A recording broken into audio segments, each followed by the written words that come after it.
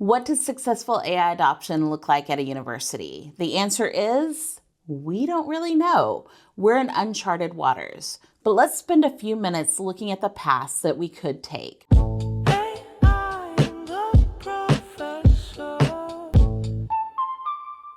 I'm Sarah Gibson, a college professor and an AI strategist, and I help educators put AI into action.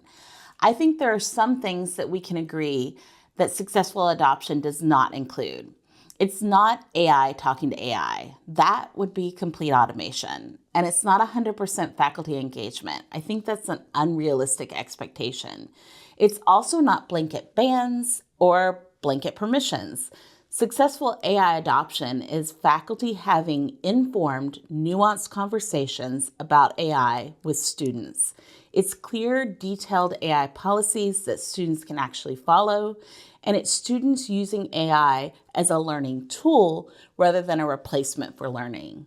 The one thing that we've learned about AI adoption is it's way less about the tools and it's way more about the people, the how, and the why.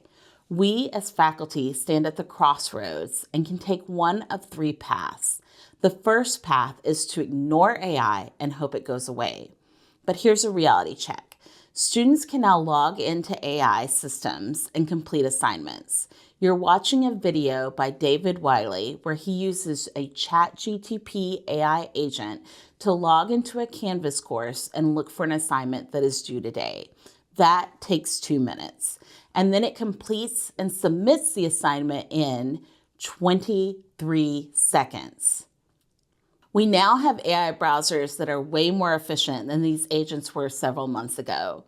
So now you're probably thinking we should take path number 2. We can impose control on it. Okay, let's look at the numbers. Research shows that faculty correctly identify AI work 56% of the time. What you are catching is bad AI use. Those who have access to humanizers and other software or know how to prompt AI well will evade you. You cannot catch every AI misuse. All of these numbers are according to Turnitin. On April 9th, 2024, Turnitin reviewed 200 million papers. 22 million were flagged for AI use. That's about 11%. And Turnitin has a false positive rate of 4%. That means 880,000 students were falsely identified as AI work. That is not okay. This is why we turned off Turnitin at my institution. Faculty falsely accusing students damages relationships and compromises our learning environment. Now you might say, but Sarah, 40% of my students cheat with AI. Research shows that cheating is actually closer to 5 to 9%. That's 2 to 4 students in a class of 40. When faculty report higher rates of AI cheating, there are typically 3 things that are happening. The first is that you have an unclear AI policy. Vague guidelines often lead to unintentional violations.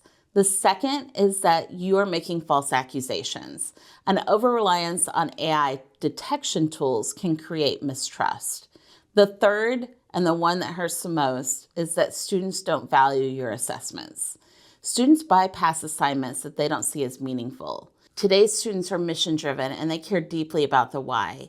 If your assessment can be done with AI or the students don't understand the value, they will outsource it. We live in an age where attention is a commodity and scarce. We are all distracted. You are fighting for their attention. You may have seen this report from May. The New York Times reported a Northeastern student filed a formal complaint demanding a tuition refund after discovering her professor used AI to generate course materials. But Sarah, you told us to use AI. The problem was it contradicted the syllabus prohibiting students' use of AI. When it comes to AI, students demand fairness and transparency. There is one more path that we can take in this AI journey, and that is to innovate. We can build a post-AI university if we start small and build with intention. We can look at this problem from a different angle. We can reimagine what learning looks like. We can resist operating from fear. We can shift from a reactive detection environment to authenticating and intentional use. Boodlebox and Grammarly have resources to help us with that. Imagine a bot that gives students feedback and helps them revise papers before they ever turn them into you. It doesn't rewrite for them, but it acts as a writing coach. Now, let's pair that with Grammarly authorship, which authenticates how a document came to be. It tells you when they started, how they revised it, and where the material came from. Those together are a powerful start to a post-AI university. You are likely to face some students and parents who are upset at the use of AI.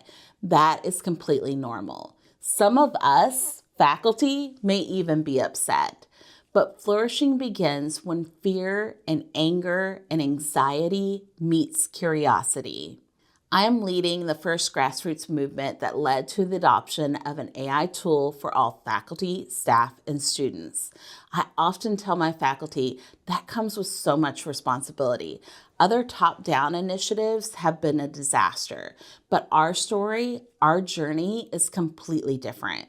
We picked the path of innovation. We set the tone in our classroom, and I'm not talking about embracing it fully, just approaching it with curiosity and encouraging students to do the same. All you need to do is start small and build with intention.